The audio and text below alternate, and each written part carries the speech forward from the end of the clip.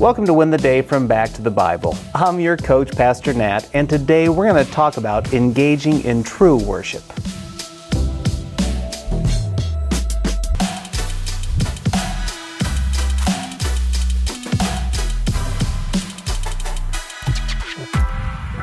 On a recent flight, I got to sit at the front of the plane.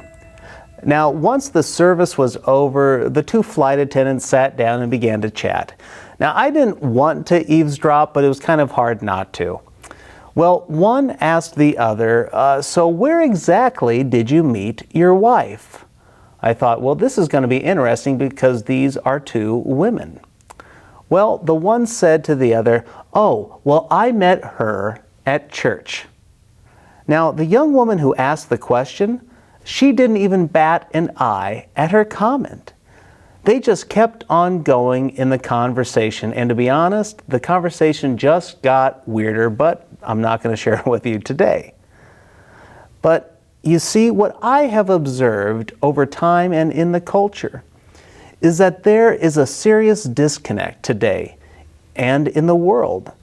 You see, people want to worship God on their terms.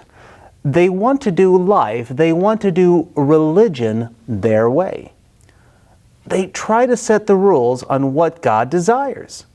They try to determine what constitutes real worship. But Jesus, he would disagree. Listen to what Jesus said about true worship in John chapter 4, beginning in verse 23. But an hour is coming, and is now here, when the true worshipers will worship the Father in spirit and in truth. Yes, the Father wants such people to worship Him. God is spirit, and those who worship Him must worship in spirit and in truth. You see, this is the deal. In order to be truly worshipful, you must engage in true worship. Well, what does that mean? Well, I like what theologian D.A. Carson said. Carson said, it must be God-centered. It is focused on God. And when it's focused on God, it's aware of Him, His character, His expectations, and therefore conformity to them. This begins a personal relationship with Him through Jesus Christ. It is only here, it is only then we can call Him Father. It begins with that personal relationship. It's only then we desire God's standards. It's only then we live by the Spirit and by truth. This is when we will worship Him in spirit and in truth. This is true worship. It's easy to see how this woman that I mentioned, she was theologically wrong. She was off. She was living a lifestyle apart from God's design for sex and marriage. And yet, here she was attending a church that created God in their image. But when we're honest, I think we can recognize that we do the same thing in our own lives. It can be in the area of money.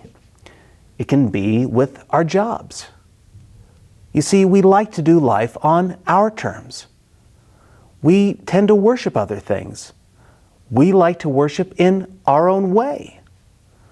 Jesus says, no, this is not real worship. True worship is focused on God as the Bible reveals. So here's my challenge for you today. Engage in true worship. I'm just curious, how have you engaged in false worship? How have you done life? How have you done religion on your own terms? Today is the day to confess it to God and then get back to the Bible to understand who God is and how to live your life in worship of Him today. When we worship God in spirit and in truth, again, friend, it's then that God wins the day.